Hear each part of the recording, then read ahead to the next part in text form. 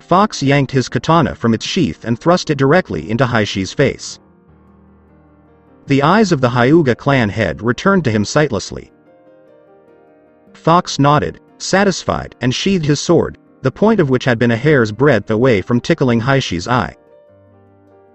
You were blinded for about 5 seconds by a standard flash grenade. The ones made with Naruto's powerful chakra appeared to be far more effective on an active Byakugan. Fox gestured to Wolf, who nodded and performed his own, unique clone, now confident that his subordinate's secret would not be revealed. The wood clone moved forward cautiously, holding a kunai. The clone came to a halt near the orange border and took a deep, steadying breath.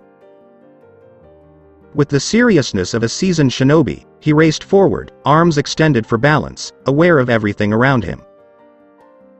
At least he took 3 steps. A veritable hurricane of fire erupted from the corridor's walls. Hiashi exclaimed as the heat hit his face like a living thing. If the clone screamed, no one could hear it over the roar of the hungry fire. The fire vanished 2 seconds later, leaving no trace of it or the clone's presence aside from the clone's 2 legs, which remained in the middle of the floor. From the knee up, the wood clone had been completely incinerated. Hana, who, like the rest of the medics, had been standing in the stairwell, which had been thoughtfully left trap-free, just stared, dumbfounded. Mental note: Hiruzen explained calmly as he inserted more tobacco into his pipe. Explain the concept of overkill to Naruto. How are you, Hokage-sama? Hello, Horse-kun? We made an attempt. What occurred?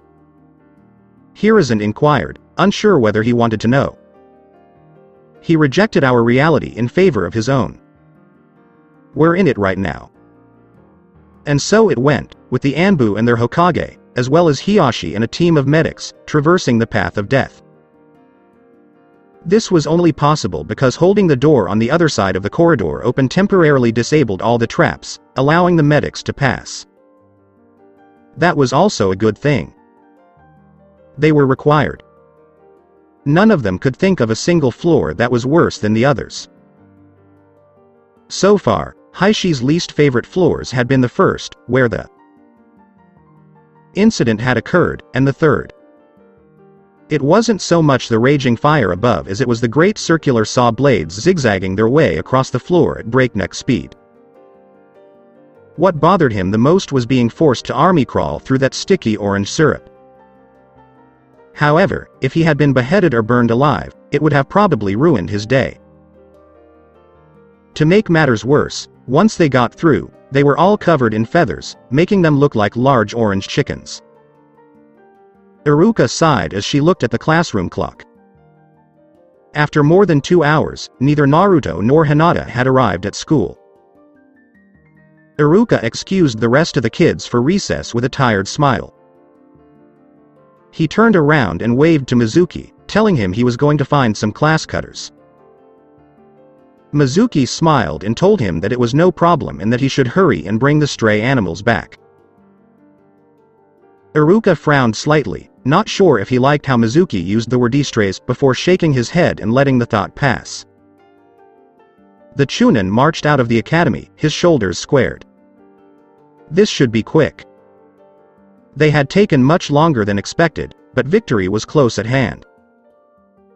Except for one, they had all been injured, blinded, cut, bashed, beaten, or simply humiliated. Despite the decrease in their numbers, no one had been killed so far.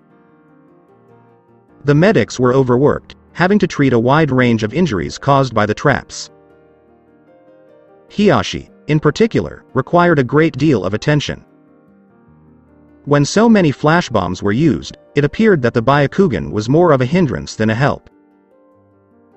Except for what happened on the last floor, he had escaped serious injury thus far. Flashback. The Anbu were now dressed in full tactical masks. Everyone else was wearing gas masks and goggles. Naruto had taken the sprinkler system from the mains and used it for his own purposes on floor 6.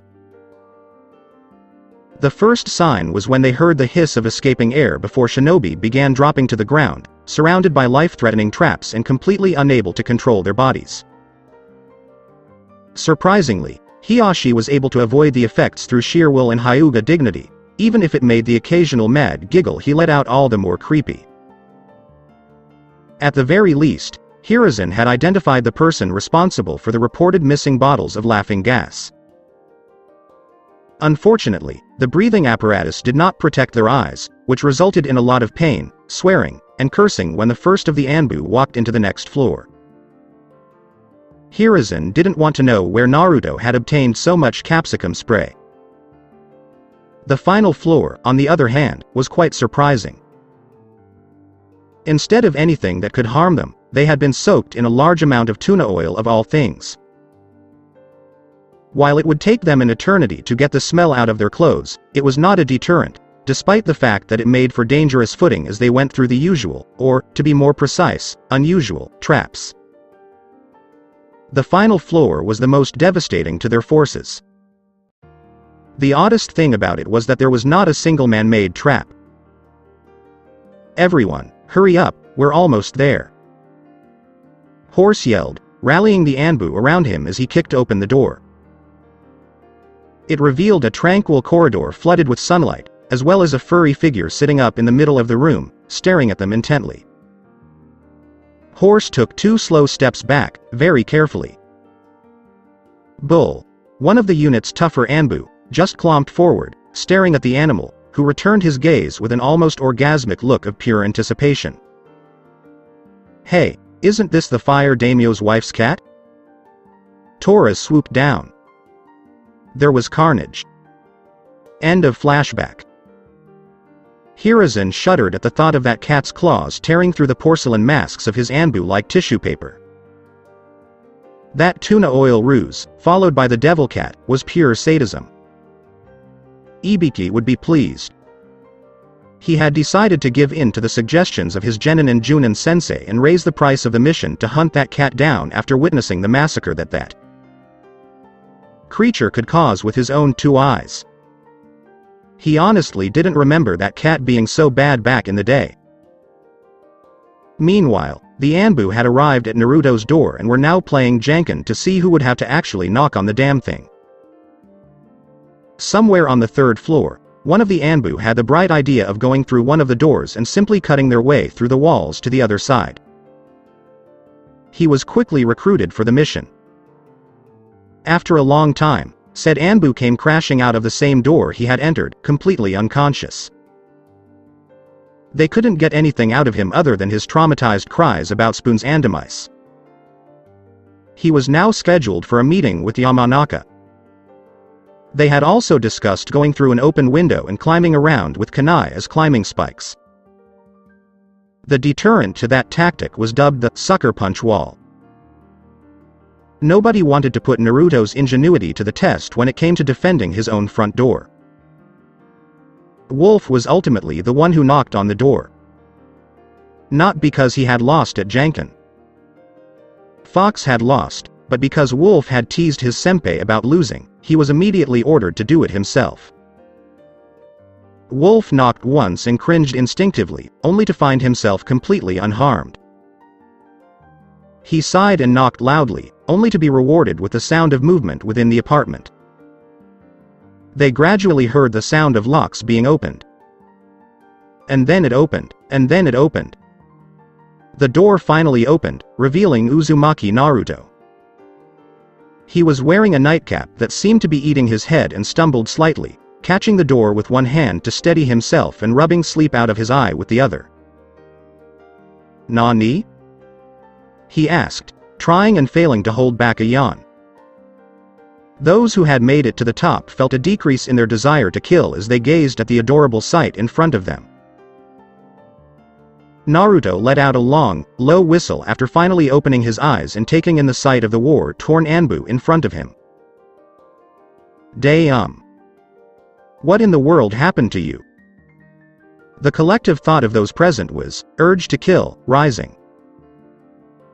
"Ah, Naruto," Hiruzen said, trying to conceal the rips in his clothes.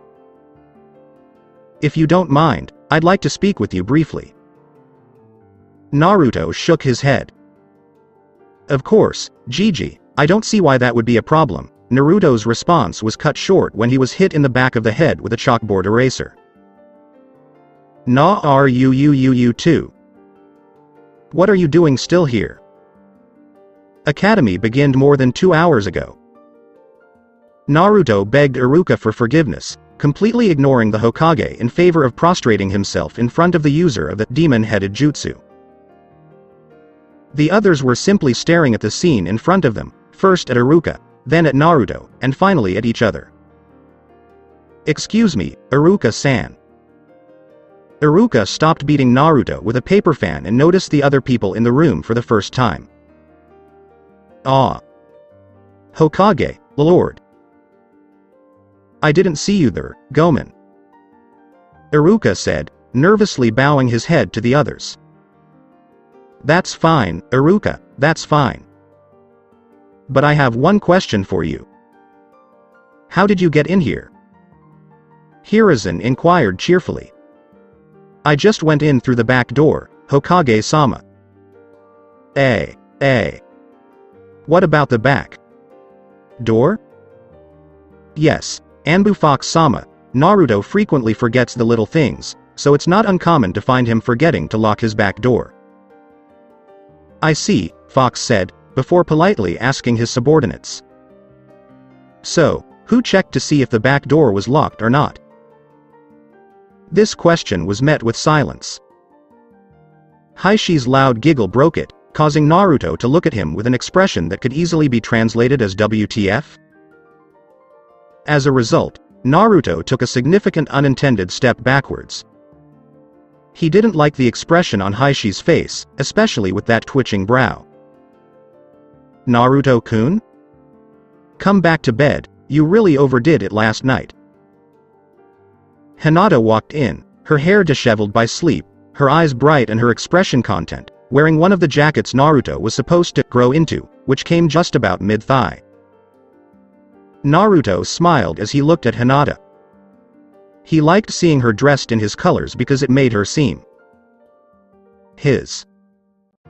As he heard a winter-cold voice speak behind him, a dawning sense of horror, mixed with pure, abject fear, washed over him.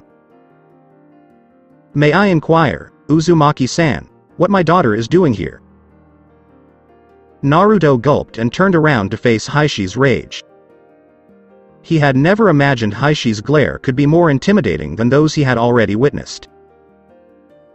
This glare blew all others out of the water, even without taking into account the fact that his eyes were completely bloodshot. Haishi's face began to soften, and the occasional giggle escaped his lips. He just spent the previous 2 hours being subjected to some of the most heinous tortures imaginable.